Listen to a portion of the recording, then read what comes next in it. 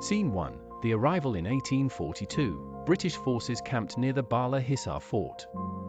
Captain William Sutherland had heard local tales of an ancient, vengeful entity residing within the fort. Dismissing them as superstition, he led his men to explore the deeper parts of the fort, an area the locals avoided after dark. Scene 2. The Forbidden Chamber. Sutherland and his men found a locked chamber marked with strange symbols. Despite warnings from his Afghan guides, he forced it open, revealing carvings, incense, and remnants of forgotten rituals. Scene 3. The Awakening. As they explored, a gust of wind extinguished their torches. The air grew heavy, and low whispers echoed off the walls. Sutherland felt something unseen watching them. His men, on edge, tried to leave, but the door slammed shut behind them. Scene 4. Unseen eyes. In the darkness, unseen eyes seemed to follow them. One of the men, Private Clark, claimed he could hear breathing behind him. Each time he turned, nothing was there, yet fear began to overwhelm them all. Scene 5. A shadow appears. A shadowy figure formed in the darkness, shifting between human and creature. Sutherland ordered his men to stand firm, but the figure moved closer, the temperature dropping as it approached. Scene 6. The voice of the Djinn. The figure spoke in a voice that reverberated through the chamber. "You have entered where you do not belong," it hissed, promising a price for their intrusion. Sutherland attempted to reason with it, but the Djinn only laughed.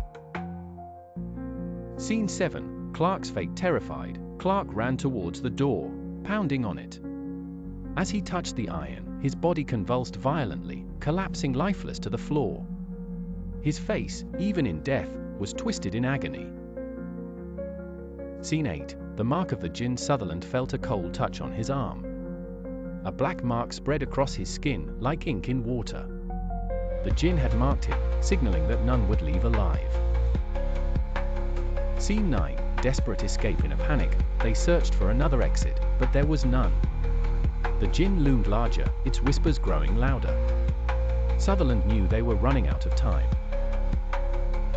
Scene 10. A bargain. Sutherland dropped to his knees, pleading for mercy.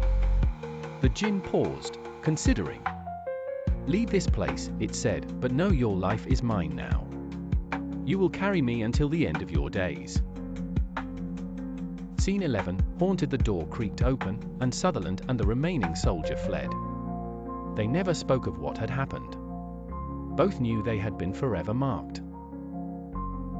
Scene 12. Years later. 20 years later, in England, Sutherland was found dead in his study. His face was frozen in terror, his marked arm blackened as if burned. Scrawled on the wall behind him was a single word: mine. Scene 13. The return. Back in Kabul, locals continued to avoid Bala Hissar. Those who dared venture near spoke of whispers in the wind and shadowy figures moving among the ruins. Scene 14. Eternal watch. The Djinn remains, bound to the ancient fort, waiting for the next soul foolish enough to disturb it. Those who hear its whispers know better than to ignore them, for the Djinn never sleeps.